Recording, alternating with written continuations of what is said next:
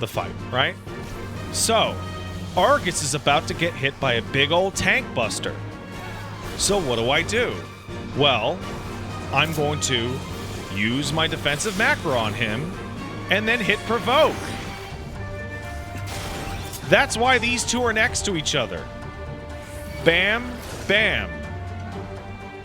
If I'm the person getting hit by the tank buster, I would use my defensive cooldown on myself and shirk. Bam, bam.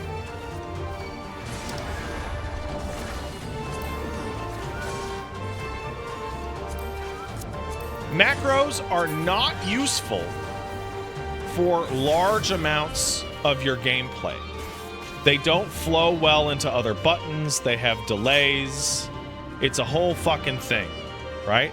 But for specific rare use cases, they can be fairly useful. For example, thank you very much, Argus. For example, if I was a healer, like a white mage.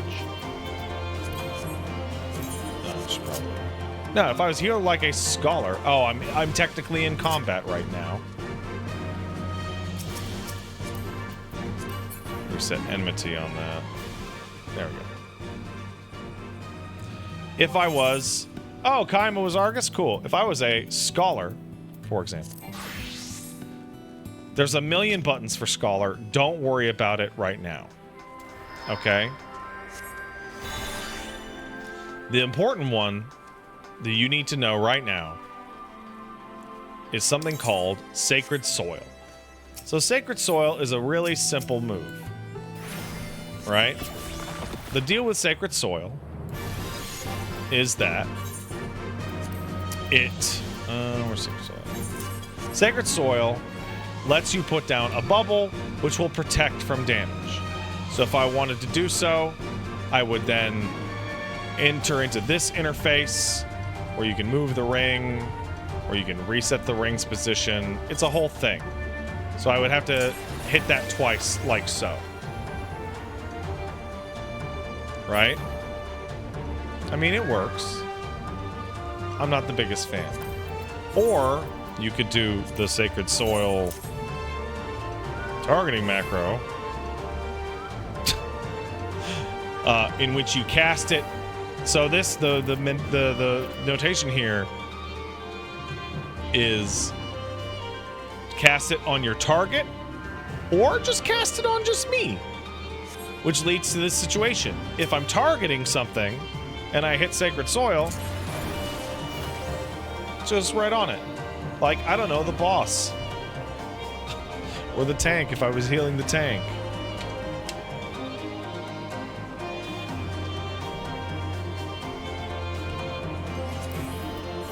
So I have these for the tank cooldowns, Oblation, Cover, Sacred Soil, Earthly Star, Asylum, Shikuchi, etc. Basically, all these weird targeted moves that I'm really only ever going to target one thing, ever. Ever. Anyway, back to Warrior. This works until the boss goes to the edge of the arena to do a dash attack, and half the bubble is wasted. Well, that, my friend, is why the second Sacred Soil is on me. So that if I'm not targeting something, for example,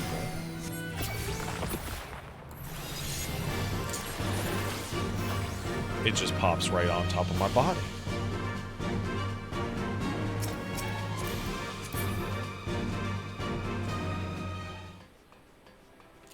Anyway, you should look into macros. They can be helpful. We're not going to talk about crafting macros today. Also, if you want a really useful crafting macro, you can you can use something called level sync. Level sync is super useful. So there's fates out in the world. You know, those are deprecated. I don't need those. There's fates out in the world that you're going to be too high level for. And instead of doing the select button nonsense to get to the level down thing, you can actually just hit this button. You can set a keybind for level sync? Not on controller, you can. Right?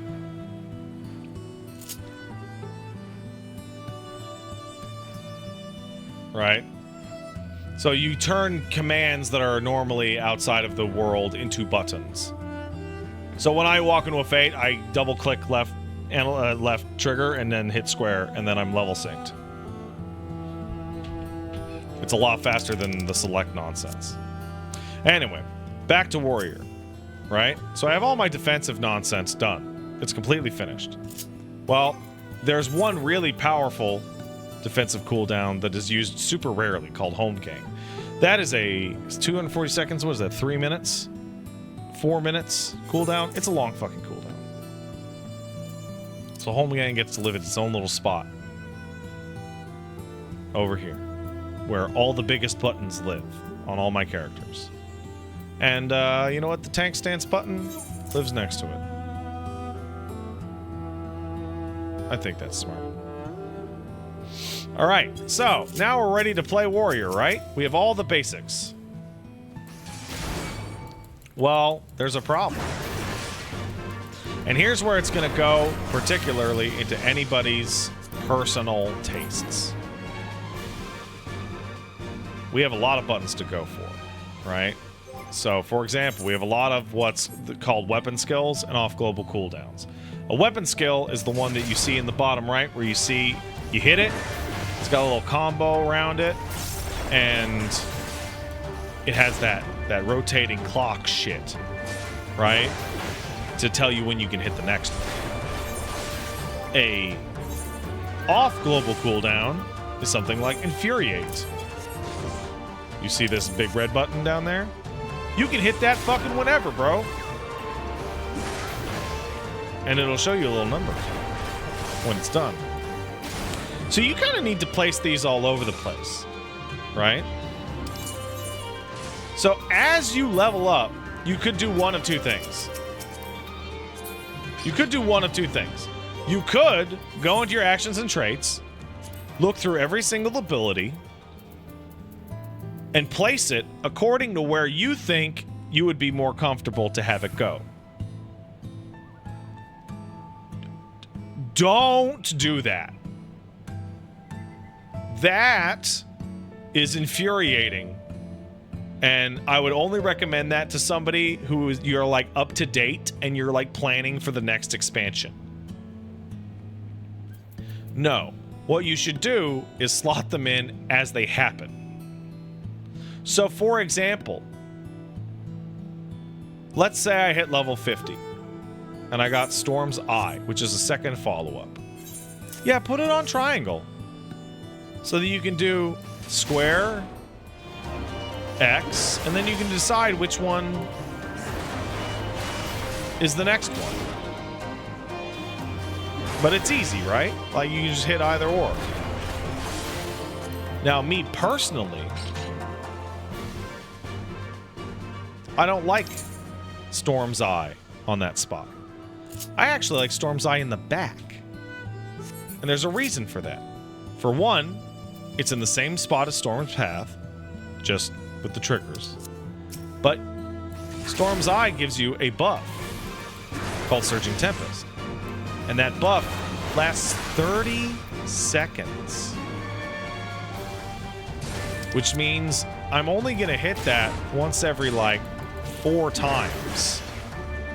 So I put it in the back because I realized that I would actually only hit it, you know, once every 4 combos. Right? Well, there's another global that came up that it turns out you actually hit all the time. It's called Inner Beast, which later becomes Fellcleave. Well, Fellcleave, if you're playing Warrior, is a button that you're going to hit all the time. Like all the fucking time. Like, you won't believe how many fucking times you will hit this button. It's crazy how many times you'll hit this button. So it gets to live on right trigger triangle, because that's really important. So you'd end up doing something like this.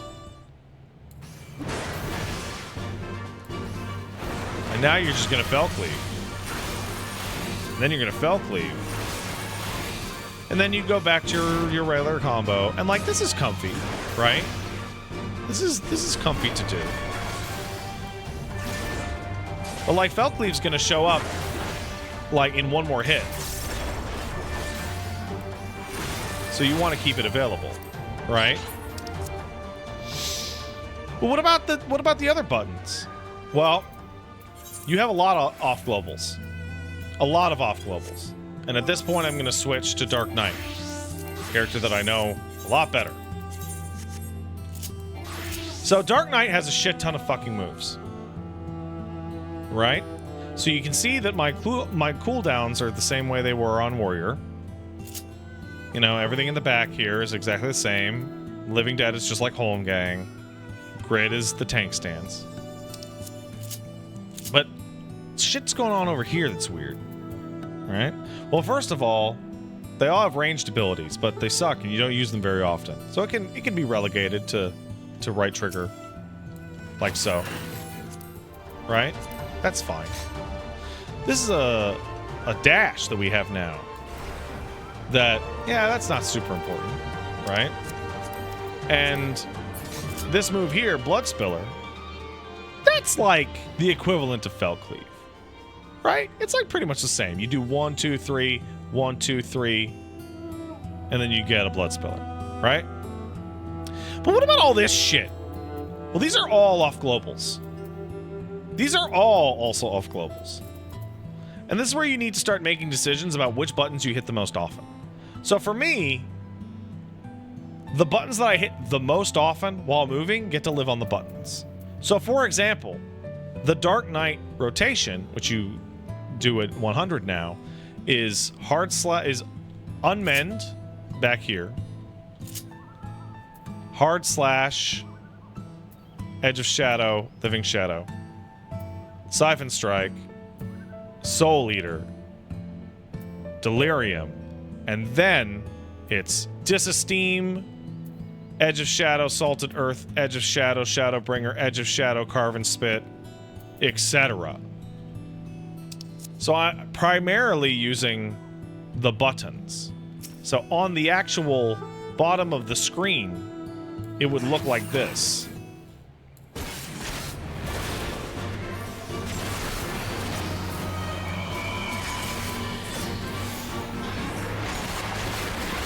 So I'm able to hit all of my off globals super easily because they're all on the left.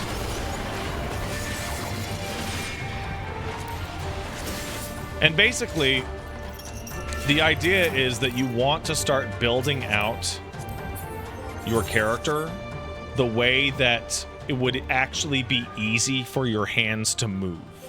I think the best example I have with that is Paladin. Paladin has a move called Fight or Flight, right? Fight or Flight turns into a move called Goring Blade. The way that their animation, their rotation works is that you do 1, 2, 3. Sorry, 1, 2. This third one.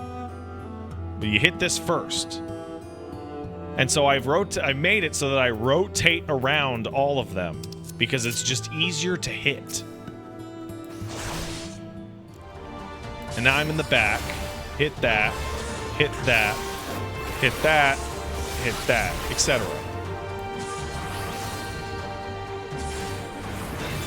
So that my thumb is just moving smoothly in a little circle.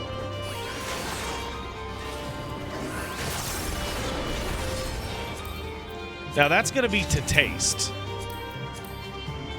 But you need to actually like think about where your buttons are going to go, because you're going to get in a situation where the buttons are going to get placed and you're like, this kind of works. But like, what do you actually use most often? Dark Knight uses the Edge of Shadow button constantly. Like every 10 seconds. So it needs to be on a button you can hit easily and comfortably all the time. Pat, do you have anything to your hands or fingers if they ever feel hurt or off while playing controller? Got here, so I'm not sure if it's been talked about. I stopped playing the game. Now, everyone's going to give you different advice on that. The only thing for you to do when your hands hurt playing video games is to put your fucking controller down and go outside. Literally just stop. Also do hand stretches and possibly hand exercises, which you can look up, but stop. If it hurts, stop. Also, try to grip the controller less hard. It is crazy how hard Paige and Wooly grip controllers. It's absolutely bananas. I cannot believe how hard Paige and Wooly grip the controllers. You can hear the plastic creaking. It's too much. It's way too much. It'll break their hands before the controllers.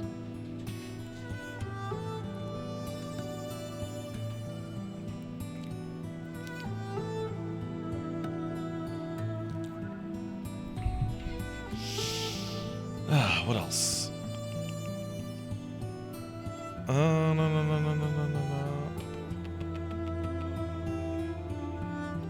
What else?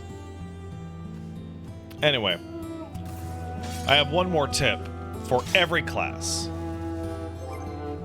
And you know what we'll use? We'll use good old Scholar.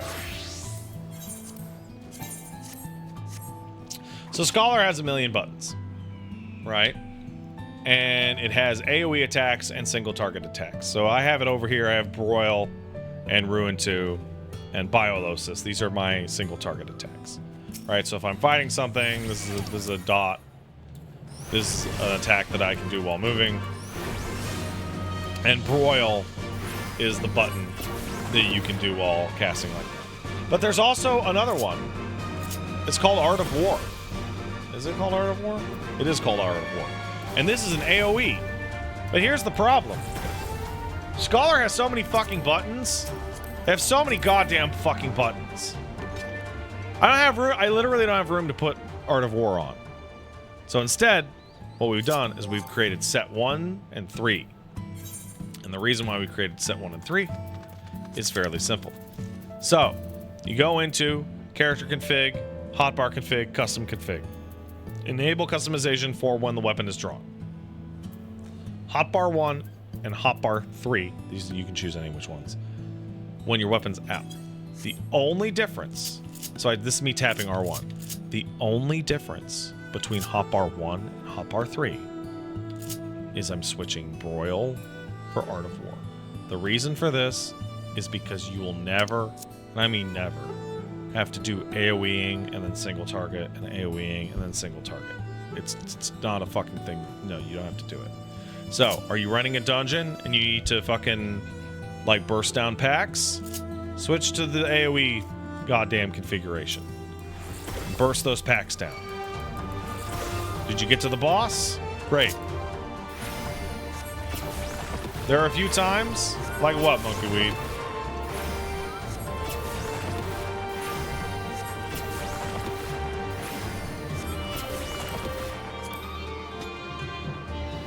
Like what?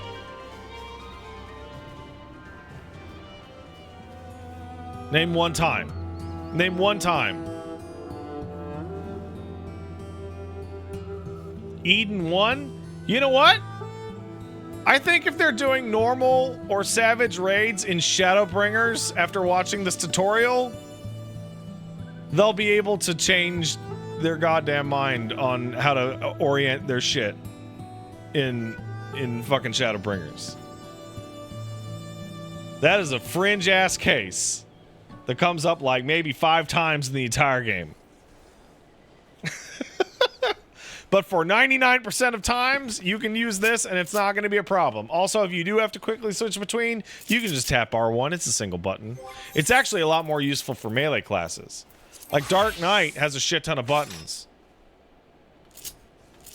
And they even have an off-global cooldown called Carve and Spit, which is a direct analog to Abyssal Drain. They even share cooldowns, even though one's AoE and one's single target. There's no reason having both of those at the same time. So yeah, fuck it. Have your AoE version. So you can do your AoE rotation.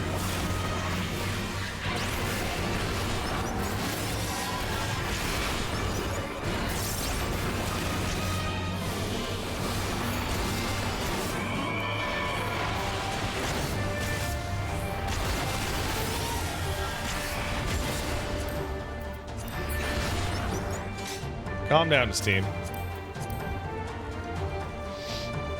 But anyway, that's the generalities, right? Of why you would put all of these here, just for visual. Can you Queequeg, can you show your Dragoon setup for people who want to start a melee? Oh yeah, sure. My level 90 Dragoon I haven't touched in fucking 18 months.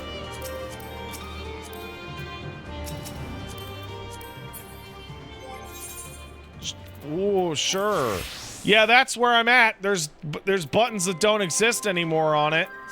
How do I handle it? I don't know. Get back to me in 6 months.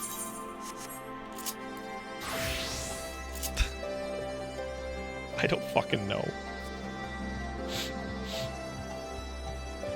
You know what? We could figure it out right now. Fuck it. Let's do it.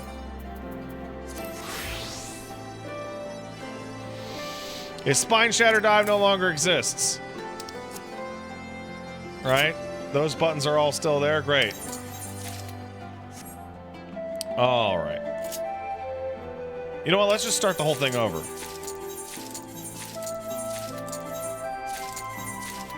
Let's just start the whole thing over.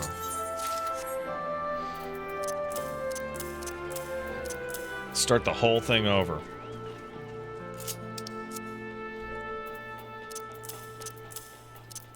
All right. Though you guys can stay. Elusive jump, you can stay. All right. So I don't know the rotation, so this is going to be real weird. All right. Oh, mention double weaving? Yeah, I can mention double weaving. Okay. So double weaving is something that you might learn at higher levels. It's to optimize your rotation. So the long and short of it is, in between something like Hard Slash and Siphon Strike, you can get 2 off-global cooldowns. So for Dark Knight, it's mandatory for its opener, because you would hit something like Hard Slash and immediately hit Edge of Shadow and Living Shadow in between them. There's an earlier one and a later one. So like this. And if you time it correctly or have good latency, you won't clip. Right? Let me send you the Dragoon opener. It doesn't matter. I'm level 90. It doesn't matter. I can only give you the Dragoon as of experience as of level 90. So, for example, I'm not done with Dragoon. Right? I do like this fucking stick. I like it a lot. So let's figure it out. True thrust, Vorpal thrust, and full thrust. Same as everything else, right? We've got Piercing Talon, which is going to go in the spot that all the tank shooters are going to go. Lance Charge is increased damage, so we'll put you over here. Or no, we'll put you there. You're important. Chaos Thrust. Oh, that's the wrong spot. I'm sorry, Chaos Thrust comes from Disembowel. Disembowel comes from True Thrust. Oh, you guys are linked now. Huh. Well, that's interesting.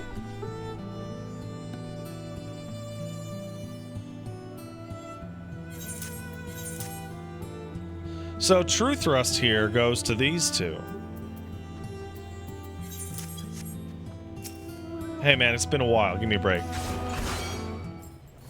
Alright, so you'd be doing this.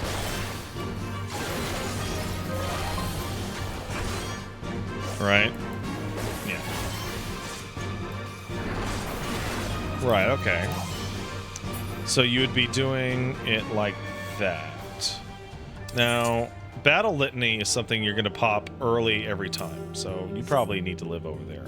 And I know Life Surge still exists. Where's Life Surge at?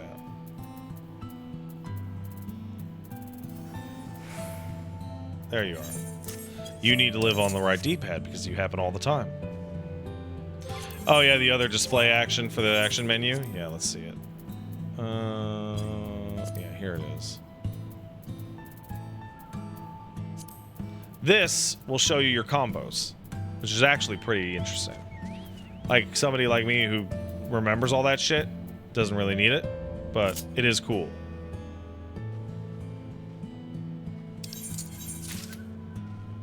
Like, it shows you Doom Spike goes into Sonic Thrust, goes into Girth and Torrent, for example.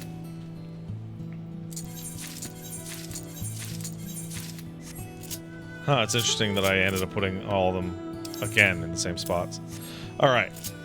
Anyway, back to this. Don't need a second True Thrust. Don't need it. That's stupid. So, if I'm gonna go to the left combo, it'll be this, and then this, and then this. Alright, and of course, if you want to use life... Oh, that's the wrong one.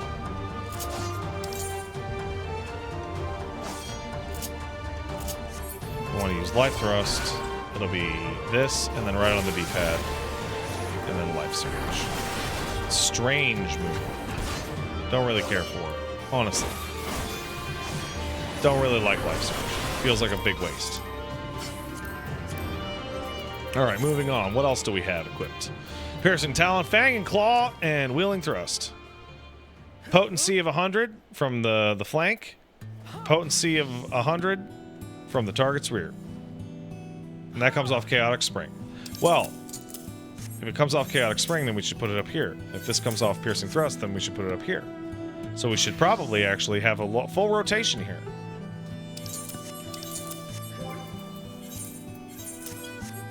So we would have...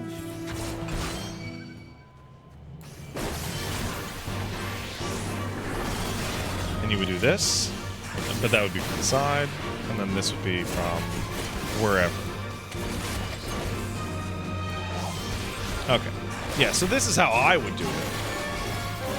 So that you're rotating the fuck around. Right?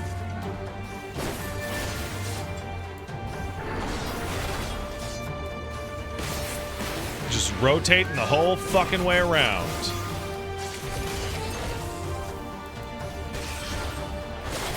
Just back and forth.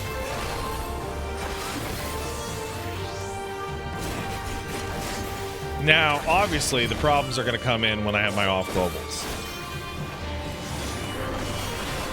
Right? Because I don't know what any of them are. So I know that I need, you know, Lance Charge and Battle Litany and shit like that. But, what about... Elusive Jump. That's this. That's not super important. Oh, yeah, no, I haven't covered positionals for beginners. Because I play tank, so I would never have thought of them, actually. But let's continue. Winged Glide. Oh, that can go live in the same spot that the tank version goes to live. Dragonfire Dive. 120 cooldown. Well, that is just like Living Shadow, isn't it?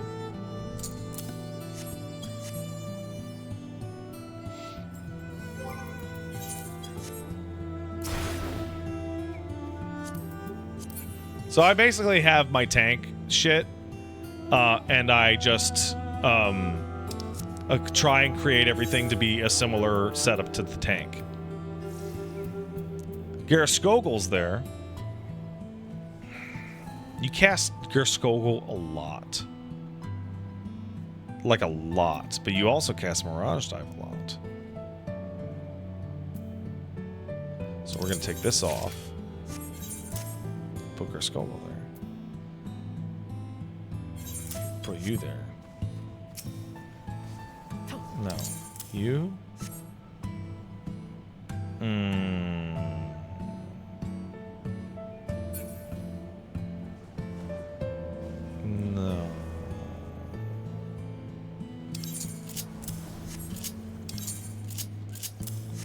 Yeah. Oh, I just realized I don't even have jump on this shit. Don't even have jump on it. That's pretty fucking funny.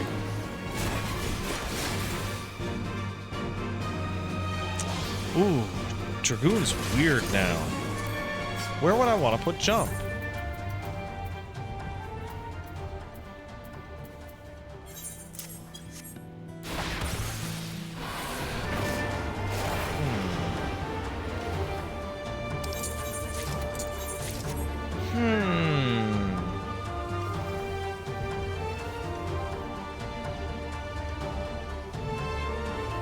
how would I do this?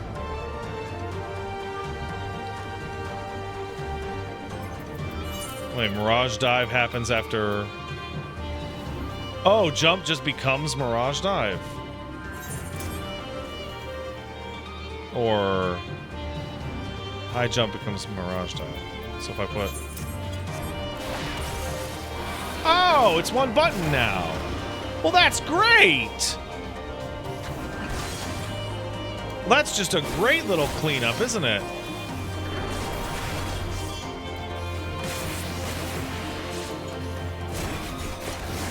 Yeah, I'm gonna have to keep that there. And just switch it over and just have one less button.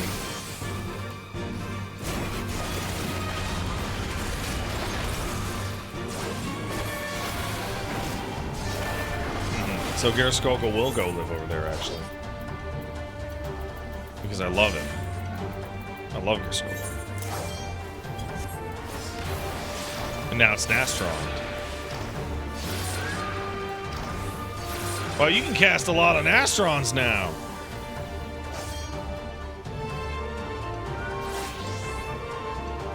Holy shit!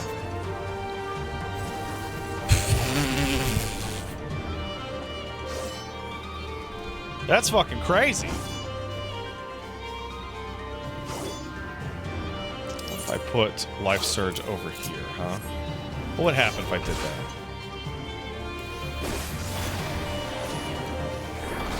That would be a lot better, actually.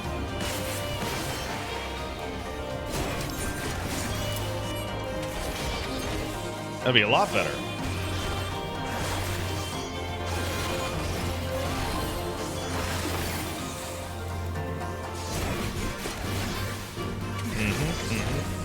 Because then...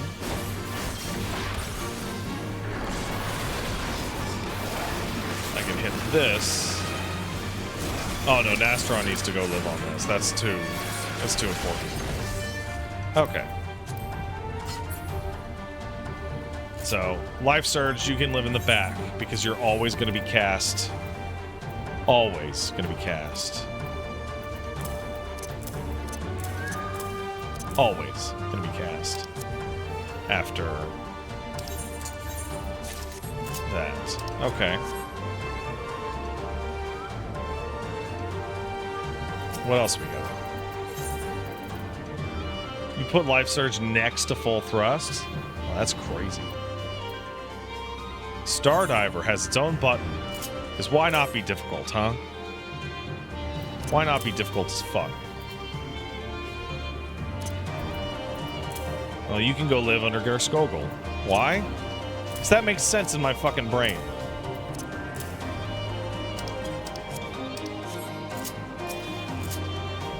So I'd be doing what?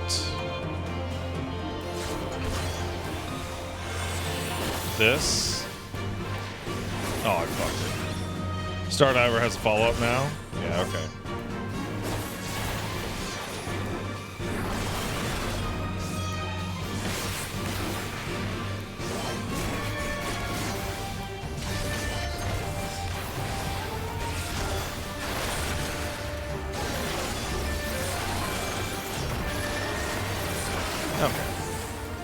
I don't know how I feel about New Dragoon.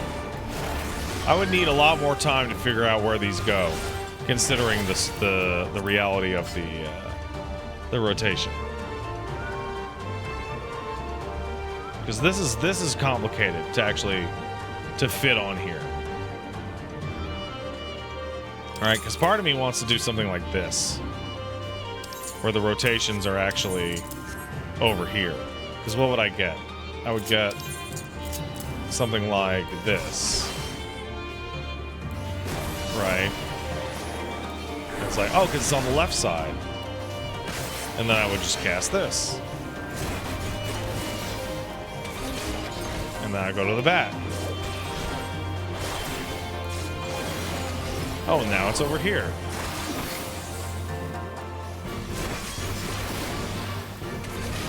I can just mash this the fuck out.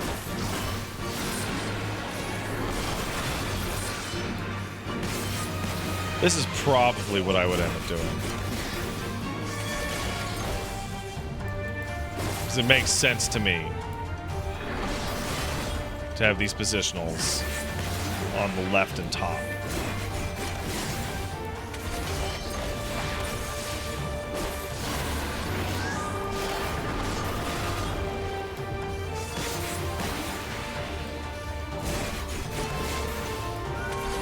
Okay. Don't forget the 90 ability. Hey, guess what? I totally did.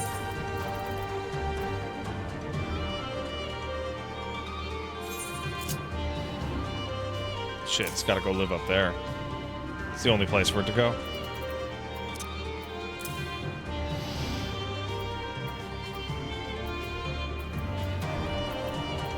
Huh.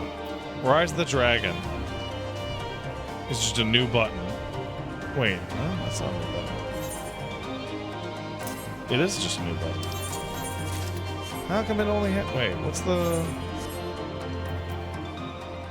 what's the button that this turns into? Is that Starcross? Dragonfire follow-up. Wait. And then Starcross is a Stardiver follow-up. Oh, so they don't even get new buttons. So you can just plan this whole thing out. Though I am missing a buff somewhere. Where's Worm's Blood? Oh, does that not? Well, does that no longer exist? Dragon's Eye is dead. Okay.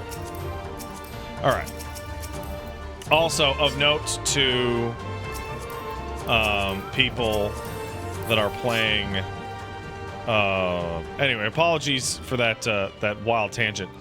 One of the things that you'll notice written on some moves is called positional requirements. So this will say attack with potency of 100 versus 140 from a flank, and this will say potency of 100 unless it's 140 from the target's rear.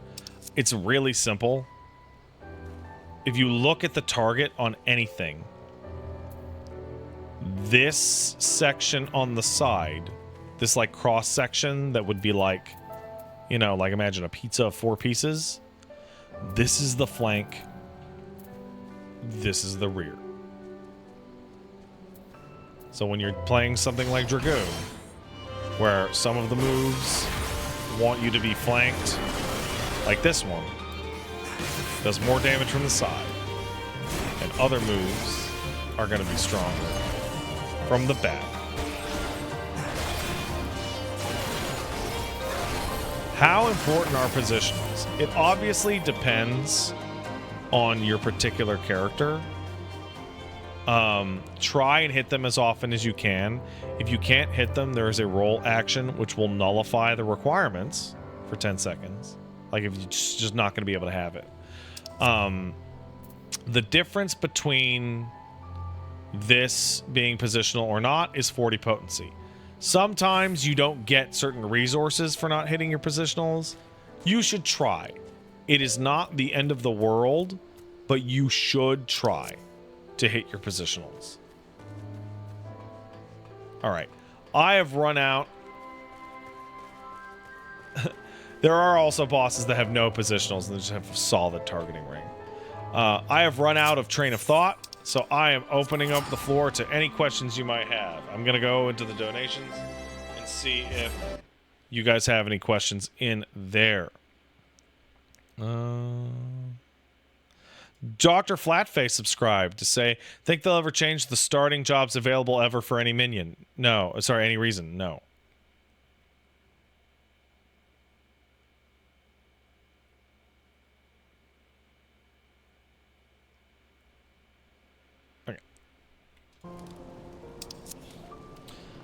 How about simple gathering and crafting stuff if you're keen?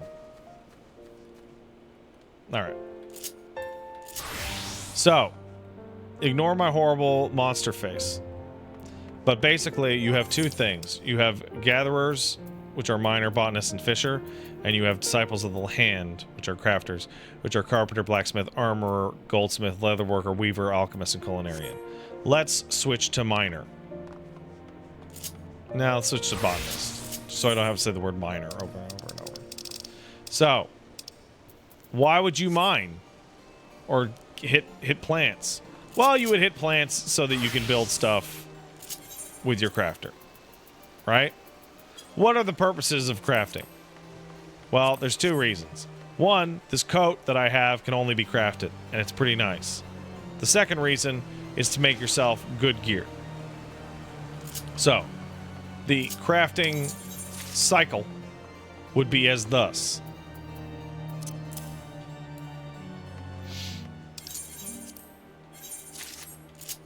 You grab miner, or botanist, or fisher.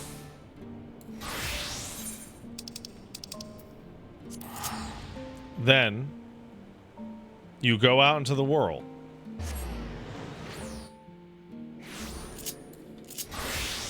Then all of them, or the first two, will have the ability that is Arbor Call, or its equivalent.